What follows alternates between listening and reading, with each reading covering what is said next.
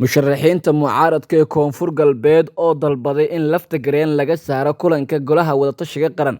Maxay tahay sababta weli mucaaradka ay ugu dheggan yihiin lafta-gareen? Xogihii ugu dambeeyay, macluumaadka qarsoon, iyo sidoo kale waxaan muuqaalkan ku eegi doonaa qodob weyn ay isku hayaan madaxda dowladda iyo kuwa maamul goboleedyada.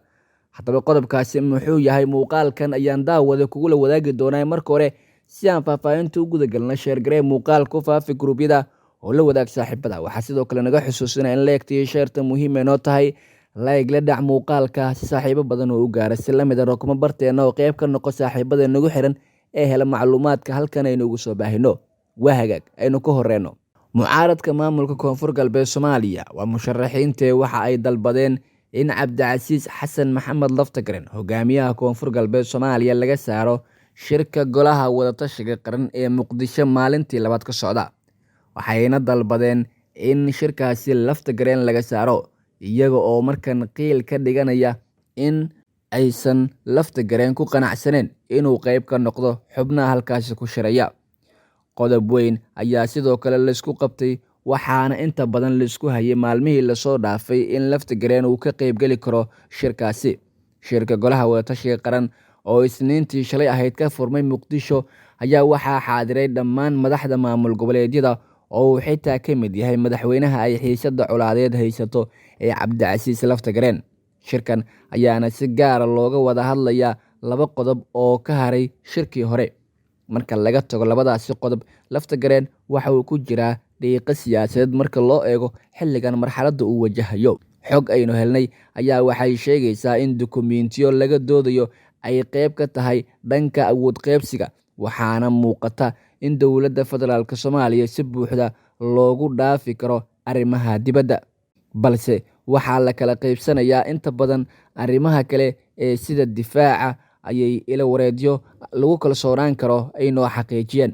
Dowlad goboleedyada ayaa sidoo kale xogta ay muujinaysaa in dhankooda ay qaateen awoodo kale oo badan, balse kormeerka waxaa la siiyey dowladda federaalk Soomaaliya. Lama oga in la baahin doono faafinta qodobada lagu heshiiyey ama in keliya lasoo bandhigi doono war-saxaafadeed kooban, balse waxaa hubanti ah in qodobka laga hadlayo ama qodobada ugu waaweyn ee laisku soo hadal qaadayo ay yihiin kuwa markan xiisad inta badan ay ka taagan tahay. Waxaana jira waxyaabo aan xilligooda la joogin ama la gaarin ee ay isku hayaan madaxdu. Xitaa waxaa laga hadlay qodob si weyn u quseyn doona warbaahinta, kaasoo ah xuquuqda dhowrista xogta oo la siiyey dowladda federaalk Soomaaliya. Ayay sidoo kale raaciyeen ila wareedyada xogta inoo xaqiijiyey. Hoggaan walba oo yimaada xukunka Soomaaliya waxa uu isku dayaa in uu wax ka bedelo siyaasadihii xafiiska ugu horreeyay, isla markaana uu la ekaysiiyo sida maamulkiisu ku sii jiri karo. Waxaana taasi ay curyaaminaysaa dhismaha hay-adaha dowliga ah iyo sidoo kale sarreynta sharciga marka loo eego nidaamyada qaar ee jira. Cabdicasiis Xasan Maxamed Lafta-gareen ayaana ka mid ah madaxda ku shirsan Muqdisho, waxaana xiisadda ka taagan Baydhabo ay sidoo kale galaafatay madaxda maamulada qaar, iyada oo Siciidani iyo xubno kale ay garab istaageen Cabdicasiis Lafta-gareen.